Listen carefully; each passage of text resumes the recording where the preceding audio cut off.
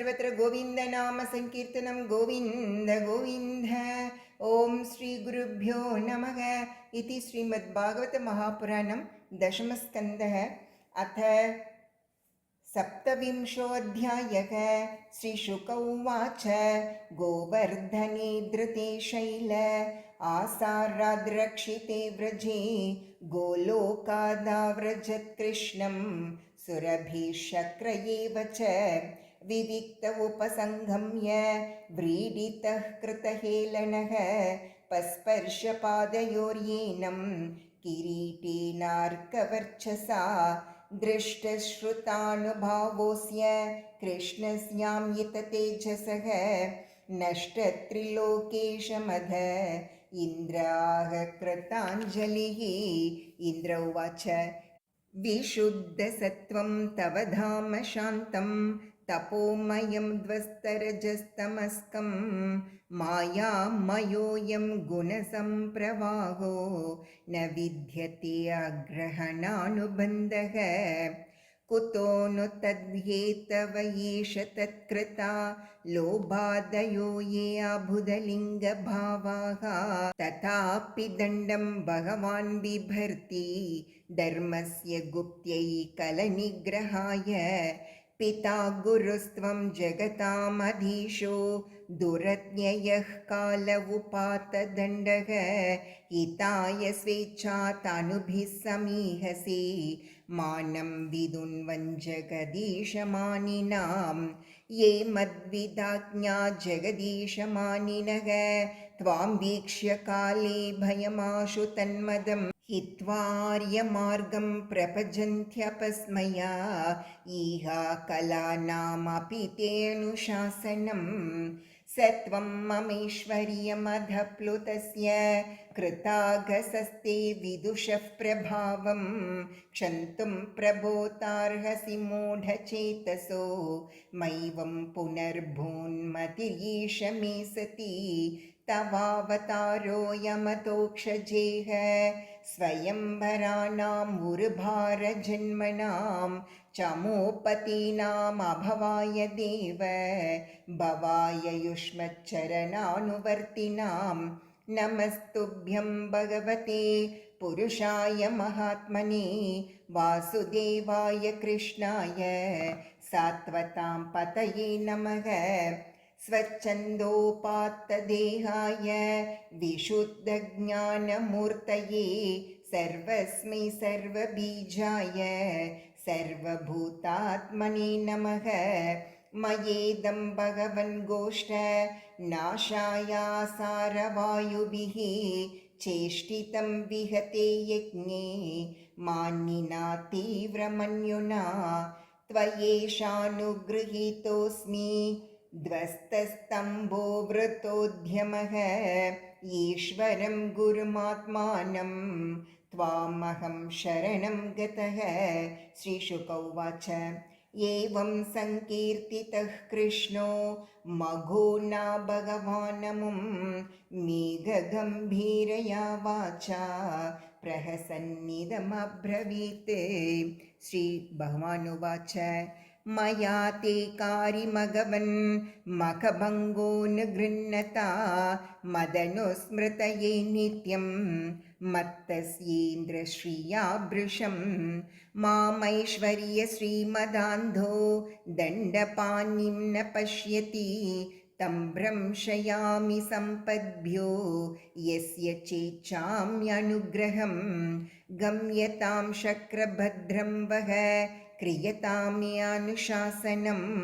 स्थीयतां स्वाधिकारेषु युक्तैर्वस्तम्भवर्जितैः अताः सुरभिः कृष्णम्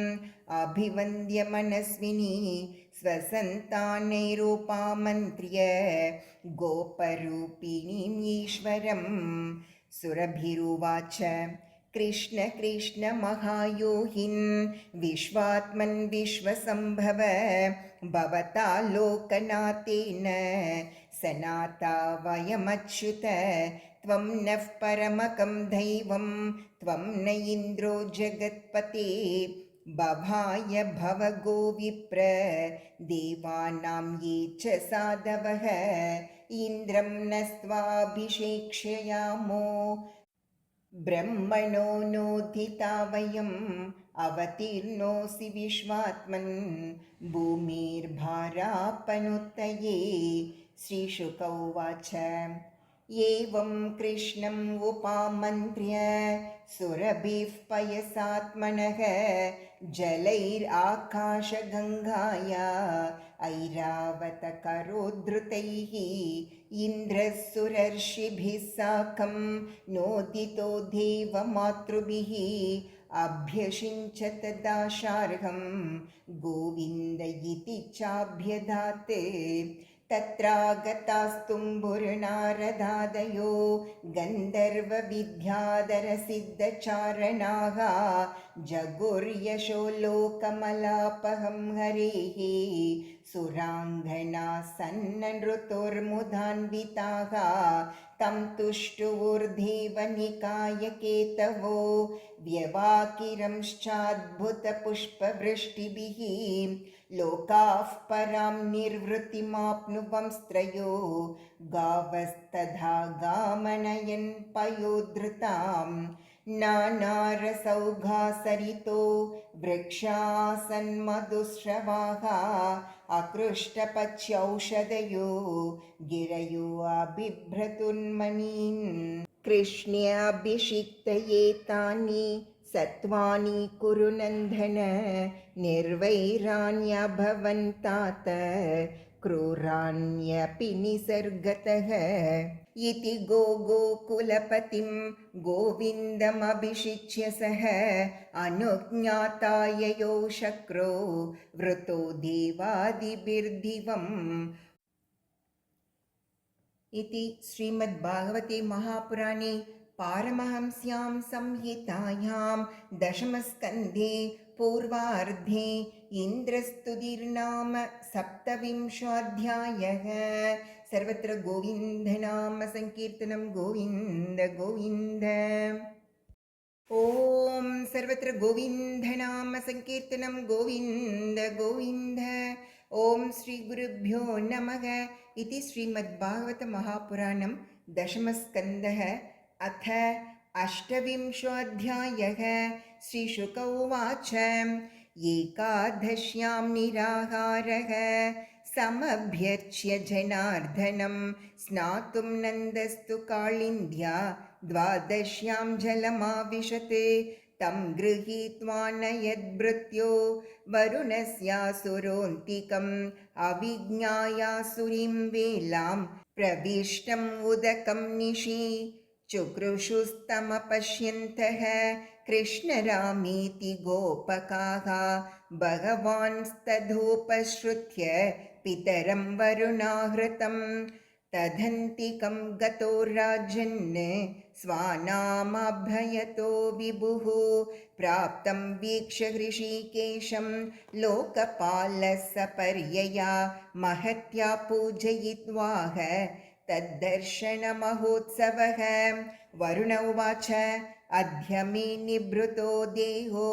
अद्यैवार्तो अधिगतः प्रभो त्वत्पादभाजो बहवन्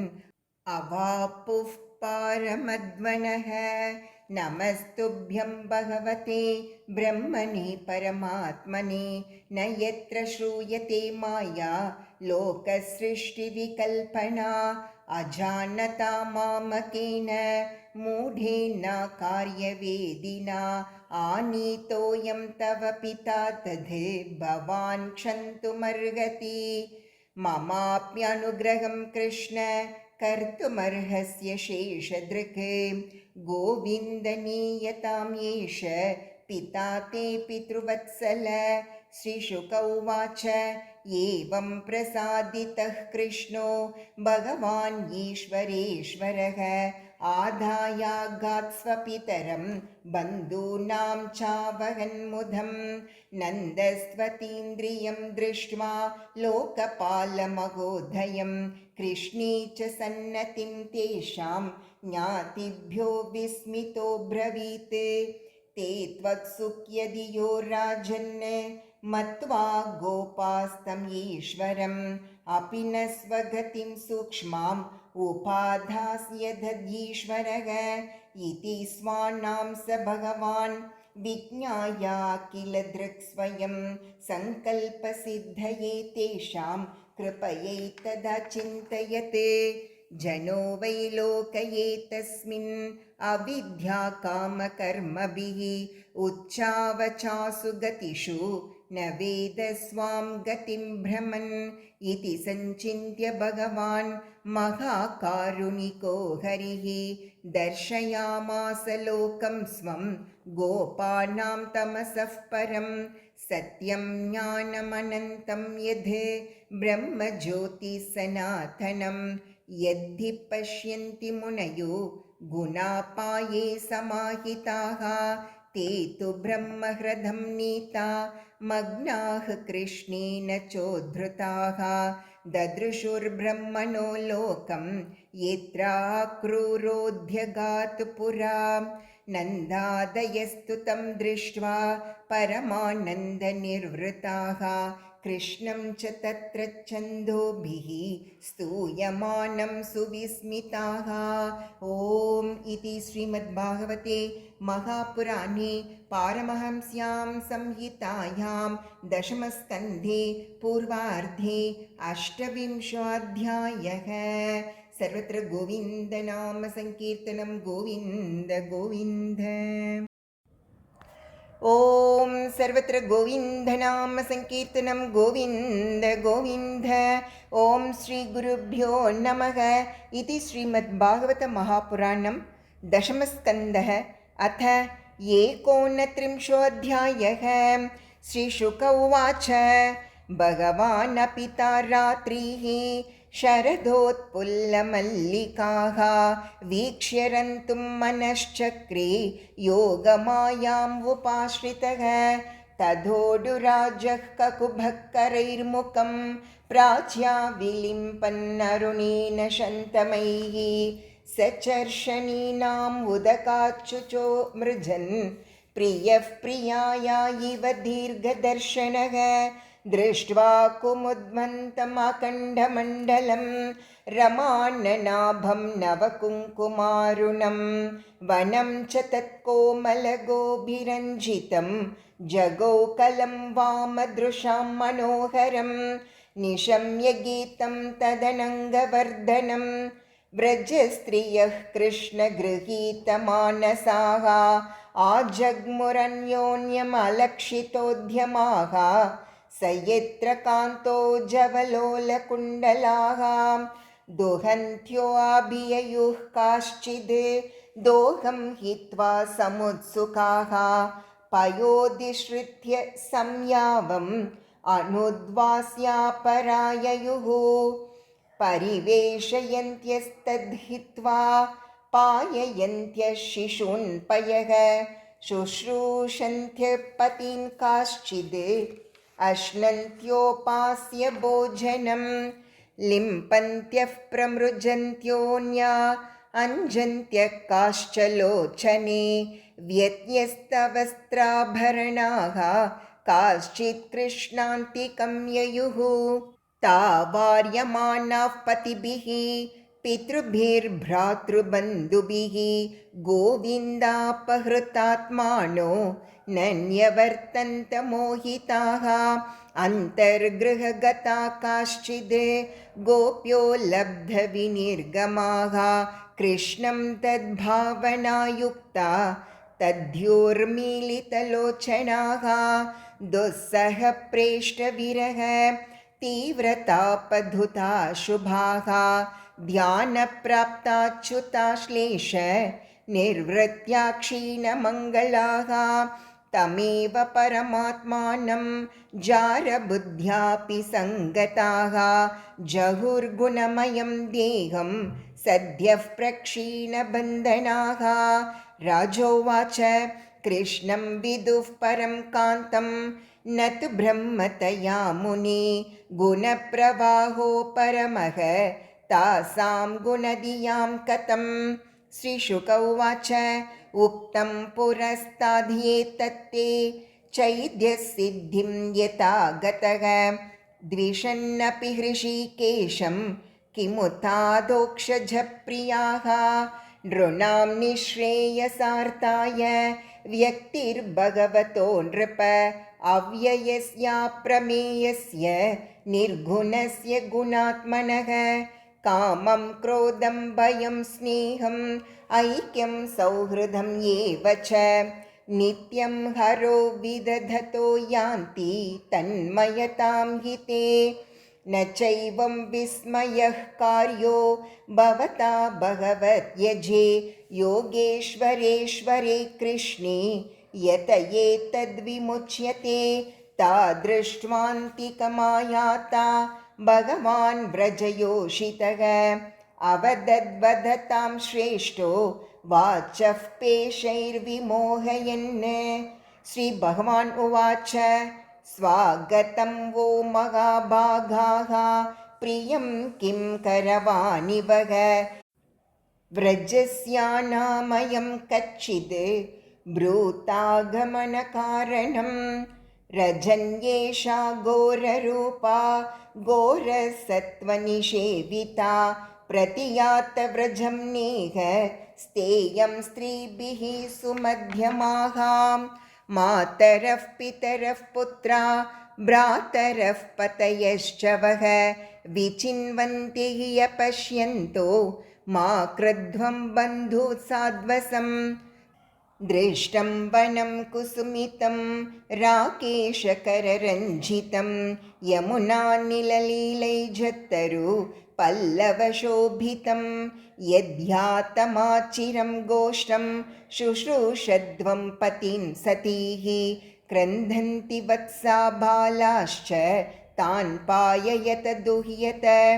अथवा मदभिस्नेहाद् भवत्यो यन्तरिताशयाः आगता युपपन्नं वः प्रीयन्ते मयि जन्तवः भर्तु शुश्रूषणं स्त्रीणां परो धर्मो ह्यमायया तद्बन्धूनां च कल्याण्यः प्रजानां चानुपोषणं दुःशीलो दुर्भगो वृद्धो जडो रोग्यधनोऽपि वा पतिस्त्रीभिर्न हातव्यो लोकेप्सुभिरपातकी अस्वर्ग्यम् अयशस्यं च फल्गुकृच्छ्रं भयावहं जुगुप्सितं च सर्वत्र औपपत्यं कुलस्त्रियाः श्रवणाद् दर्शनाद् ध्यानात् मयि भावोऽनुकीर्तनात् न तथा सन्निकर्षेण प्रतियात ततो गृहान् श्रीभगवान् उवाच इति विप्रियमाकर्ण्य गोप्यो गोविन्दभाषितं विषण्णा भग्नसङ्कल्पाः चिन्तामापुर्धुरत्ययां कृत्वा मुखान्यवशुचश्वसनेन शुष्यद् बिम्बाधराणि चरणेन भुवं लिकन्त्यः अस्रैर्वुपात्तमशिभिः कुचकुङ्कुमानि तस्तोर्मृजन्त्यवुर्दुःखभरास्मतूष्णीं प्रेष्टं प्रियेतरम् इव प्रतिभाषमानं कृष्णं तदर्थविनिवर्तितसर्वकामाः नेत्रे विमृज्य रुधितोपहते स्म किञ्चित् संरम्भगद्गदगिरो भ्रुवतानुरक्ताः गोप्य ऊचुः मैवं विभोर्हति भवान् गदितुं नृशंसं सन्त्यज्य सर्वविषयांस्तव पादमूलं भक्ता भजस्व दुरवग्रहमात्यजास्मान् देवो यतादिपुरुषो भजते मुमुक्षून् यत्पत्यपत्न्यसुहृदामनुवृत्तिरङ्घ स्त्रीणां स्वधर्म इति धर्मविदा अस्म्येवं एतदुपदेशपदे त्वयीशे प्रेष्टो भवांस्तनुभृतां किल बन्धुरात्मा कुर्वन्ति हि त्वयि रतिं कुशला स्वात्मन् नित्यप्रिये पतिसुतादिभिरार्तिदैः किं तन्नः प्रसीद परमेश्वरमास्मचिन्ध्या आशाम्भृतां त्वयि चिराधरविन्दनेत्र चित्तं सुखेन भवतापहृतं गृहेषु यन्निर्विशत्युतकरावपि गृह्य कृत्ये पादौ पदं न चलतस्तव पादमूलाद् यामः कथं व्रजमतो करवाम किं वां सिञ्चाङ्गनस्वधरामृतपूरकेन हासावलोककलगीत जहृच्छयाग्निं नो चेद्वयं विरहजाग्न्युपयुक्तदेहा ध्यानेन यामपदयोः पदवीं सकेते यर्ह्यम्बुजाक्षत्तव पादतलं रमायाः तत्तक्षणं क्वचिदरण्यजनप्रियस्य अस्प्राक्ष्म तत्प्रभृतीनान्यसमक्षम् अङ्ग तातुं त्वयाभिरमिताबत भारयामः श्रीर्यत्पदाम्बुजरजश्चकमे तुलस्या लब्ध्वापि वक्षसि पदं किल भृत्यजुष्टं यस्यास्ववीक्षणकृतेऽन्यसुरप्रयासः तद्वद्वयं च तव पादरजः प्रपन्नाः तन्नः प्रसीद वृजिनार्दनत्यङ्घ्रिमूलं प्राप्ता विसृज्य वसतिस्त्वदुपासनाशाः त्वत्सुन्दरस्मितनिरीक्षणतीव्रकाम तप्तात्मनां पुरुषभूषणदेहि दास्यं वीक्ष्यालकावृतमुखं तव कुण्डलश्रीगण्डस्थलाधरसुदं हसितावलोकं दत्ताभयं च भुजदण्डयुगं विलोक्य वक्षश्रियैकरमणं च भवाम दास्यः कास्त्र्यङ्गते कलपदायतमूर्छितेन सम्मोहितार्यचरितान्न चले त्रिलोक्यां त्रैलोक्यसौभगमिदं च निरीक्ष्य रूपं यद्गोद्विजद्रुमं मृगाः पुलकान्यबिभ्रन् व्यक्तं भवान् व्रजभयार्तिहरोऽभिजातो देवो यतादिपुरुषः सुरलोकगोप्ता तन्नो निदेहि करपङ्कजमार्तबन्धो तप्तस्तनेषु च शिरस्सु च किङ्करीणाम्। श्रीशुक उवाच इति विक्लवितं तासां श्रुत्वा योगेश्वरेश्वरः प्रहस्य सदयं गोपीः आत्मा रामोऽप्यरीरमते ताभिः समेताभिरुतराचेष्टितः प्रियेक्षणोत्पुल्लमुखीभिरच्युतः उदारः सद्विजकुन्ददीधिः व्यरोचतैनाङ्गयिवोडुभिर्वृतः उपगीयमान उद्गायन् वनिताशतयूतपः मालां बिभ्रद्वैजयन्तीं व्यचरन् मण्डयन् वनं नद्याः पुलिनमाविश्य गोपीभिर्हिमवालुकं रेमे तत्तरलानन्द कुमुदामोदवायुनां बाहुप्रसारपरिरम्बकरालकोरो निविस्तनालभ नर्मनखाग्रपातैः क्ष्वेल्यावलोकहसितैर्व्रजसुन्दरीणाम् उत्तम्बयन् रतिपतिं रमयाञ्चकार एवं भगवतः कृष्णात् लब्धमाना महात्मनः आत्मानं मेनिरे स्त्रीणां मानिन्योऽभ्यधिकं भुवि तासां तत्सौभगमधं वीक्ष्यमानं च केशवः प्रशमाय प्रसादाय तत्रैवान्तरधीयत। ॐ इति श्रीमद्भागवते महापुराणे पारमहंस्यां संहितायां दशमस्कन्धे पूर्वार्धे भगवतो रासक्रीडावर्णनं नाम 39 ॐ सर्वत्र गोविन्दनामसङ्कीर्तनं गोविन्दा गोविन्द।